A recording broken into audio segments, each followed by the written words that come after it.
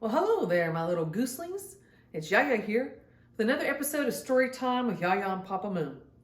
So today's going to be coming out of The Never Girls in a Blink, written by Kiki Thorpe. This is The Never Girls Book 1 in a Blink, and we're on Chapter 9. I'm dedicating this chapter to Miss Lily and Miss Anna Lynn and Miss Julia and Miss Layla. All right, girls, here we go, because it's for you girls. All right. Remember the last episode, Kate had went off with Vidya and she had taken something that wasn't hers. She had taken something, she had stolen some fairy dust in the middle of the night.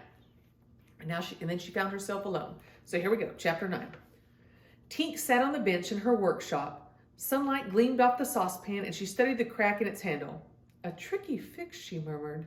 Very tricky. Tink, a voice interrupted. Not now, Tink told her, I'm busy. Tink! The voice insisted, wake up!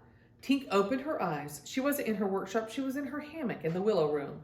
Mia and Gabby were staring down at her. Tink frowned at them. I was having the nicest dream, she said. Perla told us to wake you. Kate's gone. Tink sat up and yawned. Maybe she went for a walk. Mia shook her head. We asked around, nobody in Pixie Hollow has seen her. Never a moment's peace with these clumsies, Tink thought with a sigh. But at least it will be over soon. Today the girls would return to their homes and Tink could go back to her workshop. Just the thought of it filled her with energy. She hopped out of bed. All right, let's find her, she said. Outside they met up with Prilla and Lainey. We just came from the beach, said Prilla. We didn't see Kate there either. Well, it's still early, Tink said. She can't have gone very far. Just then they saw Terrence coming toward them. Right away, Tink knew something was wrong. Terrence's wings sagged and his glow was very dim. What's the matter, Tink asked, concerned. Someone stole some fairy dust from the mill. Vidya, Prilla said with a gasp. But how did she get it? Vidya had stolen fairy dust before, more than once. Because of this, she could no longer go near the mill. The queen had used fairy magic to make sure of it. But Terrence shook his head. It wasn't Vidya, not this time. You'd better come see this. He glanced at Mia, Lainey, and Gabby, adding, you come too. They followed Terrence downstream to the mill. A pumpkin canister was sitting outside the doors. Terrence lifted the lid. This was full yesterday. Tink and Prilla looked inside. Only a thin dusting, not even a cupful remained at the bottom. A clumsy stole the rest, Terrence said. You think we stole it? Lainey said. We didn't steal anything, Mia, her dark eyes flashed. She put her arm around Gabby protectively. Then explain this, said Terrence. He pointed to the mill door. There, outlined in fairy dust, was a girl-sized handprint. The girls looked at each other with round eyes. You don't suppose, Lainey began. Kate wouldn't steal, Mia said, but she didn't sound certain. Kate's missing, and she has been since last night, Tink explained. If she took the fairy dust, she could be on the other side of Neverland by now. It could take days to find her. Today is the day the girls are supposed to go home, Perla said. She turned to Tink. What should we do? Tink tugged on her bangs. She thought of the saucepan waiting in her workshop. Then she looked around at the girls' worried faces. She imagined Kate lost in Neverland. Suddenly, the saucepan didn't seem that important. Gather up the fairies you can find, Tink told Prilla. Kate's somewhere out there. She swept an arm toward the forest. It may take all of Pixie Hollow to find her. Prilla hurried to tell the messenger talent fairies about Kate. The messengers alerted the scouts. Within minutes, the scouts had fanned out across the forest, searching for a sign of the lost girl. The water talent fairies joined the search, too. They paddled their leaf boats along Havendosh Stream, calling Kate's name up and down the river banks.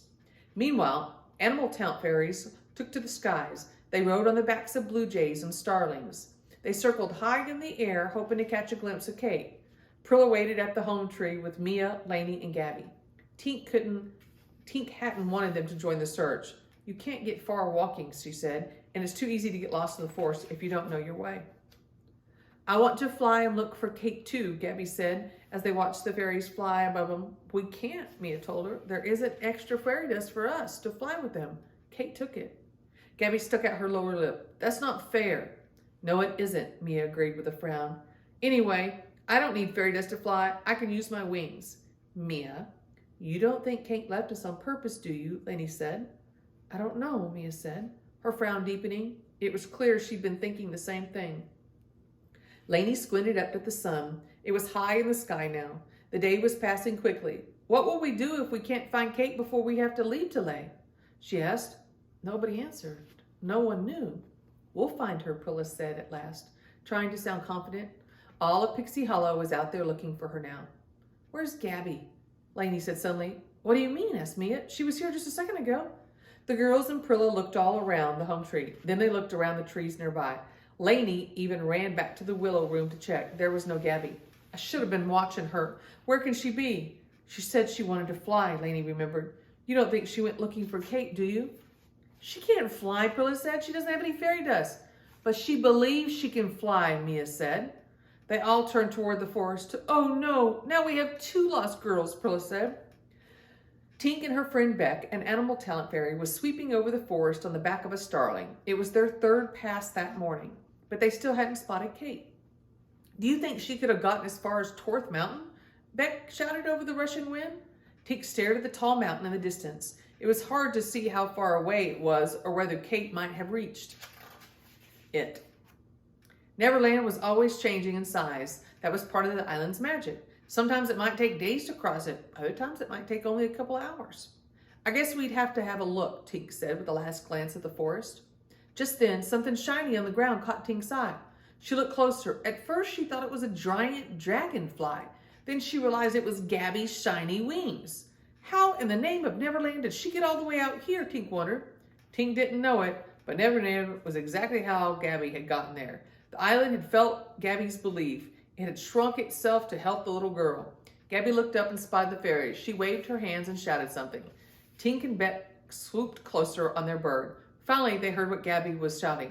I found Kate! I did! I found her! Gabby pointed to a nearby tree, and there Tink saw was Kate, tangled up among its branches. Oh. So I'm glad they found Kate. So, I hope everybody has a good rest of the day. Hope you got great plans for today. Whether it's organizing all the toys in your toy box, cleaning up your room, making it look really nice for mom and dad, or whether it's going outside and laying in the grass and getting really, really, really close to the dirt and seeing what kind of bugs and animals live there. I like doing that. Maybe counting them or counting the blades of grass. When I get really close like that, I pretend I'm a little bitty ant and I live in the grass with everybody else. It's fun to pretend that way. So, all right, guys, I love you. Mwah. Have a good one.